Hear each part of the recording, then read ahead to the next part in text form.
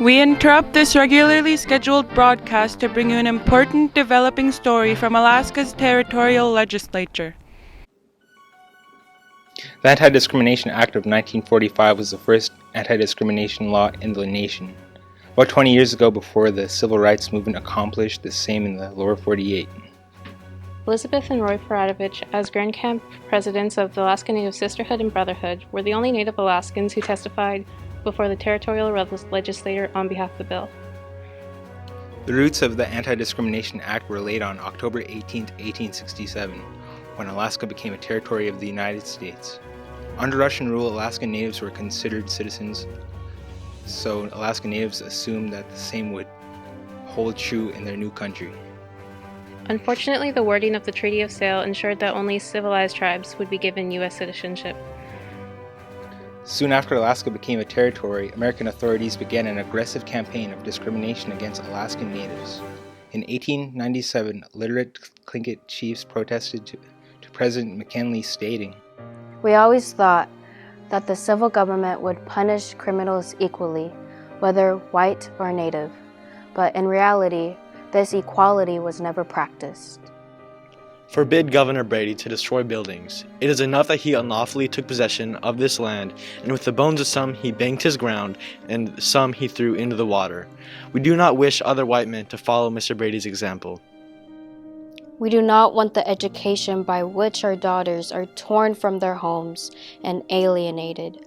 We do not imagine that the dance halls and dives of Juneau and Sitka must be filled with our educated daughters."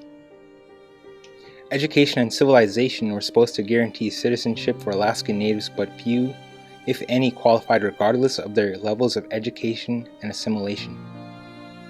This left many frustrated and outraged that they could not gain acceptance as equals in American society. In 1912, the Alaska Native Brotherhood, with the Alaska Native Sisterhood 3 years later, was formed to focus this frustration into an anti-discrimination campaign. During the 1940s, in the midst of World War II, Elizabeth and Roy became leaders in this movement. All freedom-loving people were shocked when signs declaring "No Jews Allowed" appeared in Germany, yet the same discrimination is being practiced in our country. Half the population in Alaska is composed of Indians, and will be worthwhile to treat them on equal terms. Our Native boys are in the armed forces and making the same sacrifices as their white friends. No class distinction was made during the draft. We as Indians consider this an outrage because our ancestors have guarded these shores and woods for years past. We will still be here to guard our beloved country while hordes of uninterested whites will be fleeing south. In 1943, due in part to the efforts of Elizabeth and Roy, the territorial legislation considered the Anti-Discrimination Act for the first time. The testimony on the floor was overwhelmingly negative. It will take 30 to 100 years before any Indian can associate with a white man. Indians have not yet reached a sufficiently high level of culture to be considered a civilized people. The Anti-Discrimination Act did not pass. Still, Elizabeth and Roy lobbied tirelessly. I am wondering just what they call civilization. Looking over the court record in Alaska, one wonders if the white man is really civilized. We are hopeful that the expanded legislature of 1945 would be more receptive. As the floor debate began, Roy and I were in attendance daily. Citizens can speak from the gallery during the debate, so Roy and I waited for our opportunity to present our views.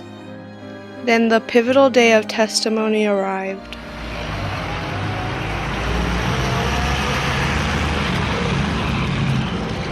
The Senate hearing convened on a cold February day. In his testimony, Roy Peratrovich pointed out that the governor had recognized discrimination and that many members present in the Senate body had publicly supported action on Natives' behalf. Mixed breeds are the source of the trouble. It is only they who wish to associate with the whites. It would have been better if the Eskimos had put up signs saying "No whites allowed." This is simply an effort to create political capital for some legislatures. Certainly white women have done their part in keeping the races distinct. If white men had done as well, there would be no racial feeling in Alaska. I too would like to state my support for this legislation. I know of no instance where a native died of a broken heart, but I do know of situations where discrimination has forced Indian women into lives worse than death. I would like to remind the legislator that the Honorable Ernest Gurney, in his report to the Secretary of the Interior, as well as his message to the legislator, has recognized the existence of discrimination. Even the plank adopted by the Democratic Party at its Fairbanks Convention favors the Equal Rights Bill. In fact, members of the committee are present in this Senate body. Mr. Peratrovich, as I mentioned to you before, this bill will aggravate rather than allay the little feeling that now exists. Our native cultures have 10 centuries of white civilization to encompass in a few decades. I believe that considerable progress has already been made, particularly in the last 50 years, but still much progress needs to be made. Only an Indian can know how it feels to be discriminated against. Either you are for discrimination or you are against it, accordingly as you vote on this bill. This legislation is wrong. Rather than being brought together, the races should be kept further apart. Who are these people, barely out of savagery, who wants to associate with us whites, with 5,000 years of recorded civilization behind us? I would not expected that I, who am barely out of savagery, would have to remind the gentlemen with 5,000 years of recorded civilization behind them our Bill of Rights. When my husband and I came to Juneau and sought a home in a nice neighborhood where our children can play with our neighbors' children, we found such a house and arranged to lease it. When the owners learned that we were Indians, they said no. Were we compelled to live in the slums? Will this law eliminate discrimination? Does your laws against larceny, rape, and murder prevent those crimes? No law will ever prevent crimes, but at least you, as legislators, can assert to the world that you recognize the evil of our present situation and speak of your intent to help us overcome discrimination. There are three kinds of persons who practice discrimination. First, the politician, who wants to maintain an inferior minority group so that he can always promise them something. Second, the Mr. and Mrs. Jones, who are nice to you on one occasion and can't speak to you the next, depending on whom they are with. And third, the great Superman who believes in the superiority of the white race. This super race attitude is wrong and forces our fine native people to live in under less than desirable circumstances. 45. It was the first comprehensive civil rights law passed anywhere in America. That evening, Roy and Elizabeth celebrated by dancing the night away in the Baranoff Hotel ballroom. The no native signs had already disappeared.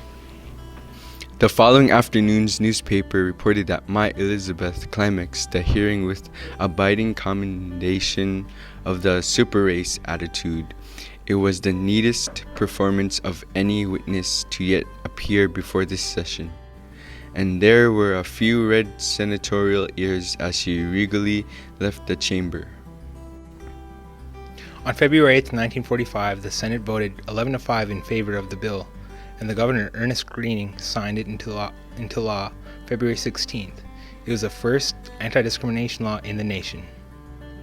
In 1964, the Civil Rights Act was signed into law in the Lower 48, 19 years after Alaska's anti-discrimination law.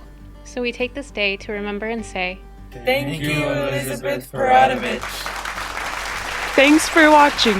Happy Elizabeth Peratrovich Day. And remember, stay tuned to the cutting edge.